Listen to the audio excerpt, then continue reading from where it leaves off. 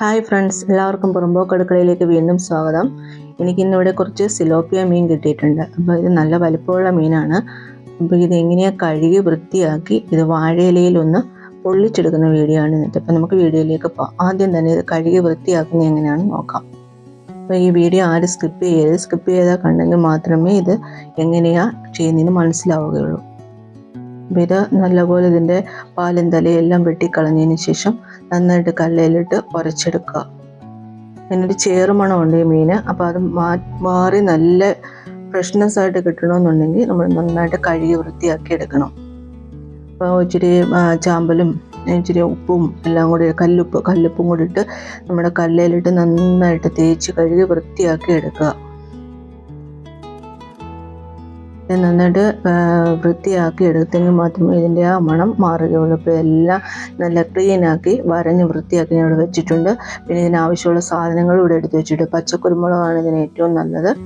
അപ്പോൾ അതില്ലാത്തവരാണെങ്കിൽ കുരുമുളക് പൊടി എടുത്താലും മതി. അപ്പം ഇതെല്ലാം കൂടി നന്നായിട്ടൊന്ന് മിക്സിയിൽ അരച്ചെടുക്കുക.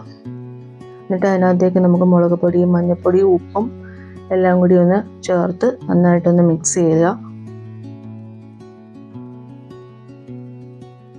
നല്ലതായിട്ട് നമ്മുടെ കൈകൊണ്ട് തന്നെ നന്നായിട്ടൊന്ന് മിക്സ് ചെയ്ത് കൊടുത്താൽ മതി.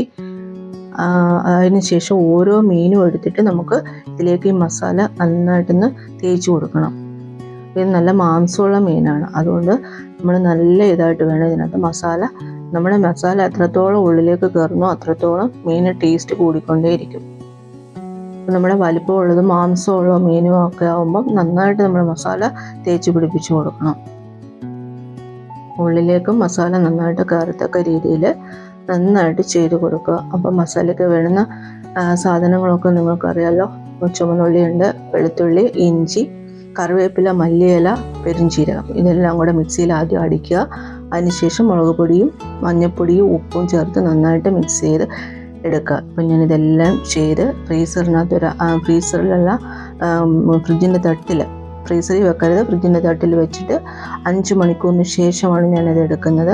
നല്ല ചിരട്ട കനലാണ് ഞാൻ ഇതിനായിട്ട് ഉപയോഗിച്ചിരിക്കുന്നത്.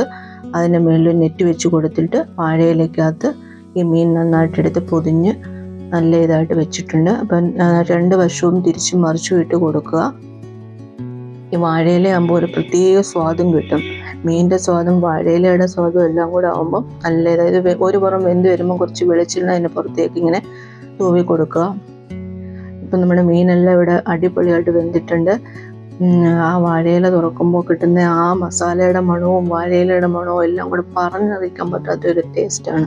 അപ്പോൾ ഇത് ഞാൻ പറഞ്ഞാൽ നിങ്ങൾക്കിത് മനസ്സിലാവില്ല, ഇത് അനുഭവിച്ചറിഞ്ഞെങ്കിൽ മാത്രമേ ഇത് മനസ്സിലാവുകയുള്ളൂ. അപ്പോൾ എല്ലാവരും ഇതൊന്ന് ട്രൈ ചെയ്ത് നോക്കുക. എല്ലാവർക്കും എൻ്റെ വീഡിയോ ഇഷ്ടപ്പെട്ടെങ്കിൽ എല്ലാവരും ലൈക്ക് ചെയ്യുക, ഷെയർ ചെയ്യുക, കമൻറ്റ് ചെയ്യുക, സബ്സ്ക്രൈബ് ചെയ്യുക. നെക്സ്റ്റ് വീഡിയോയിൽ കാണുന്നവരെ ഓക്കെ ഫ്രണ്ട്സ്.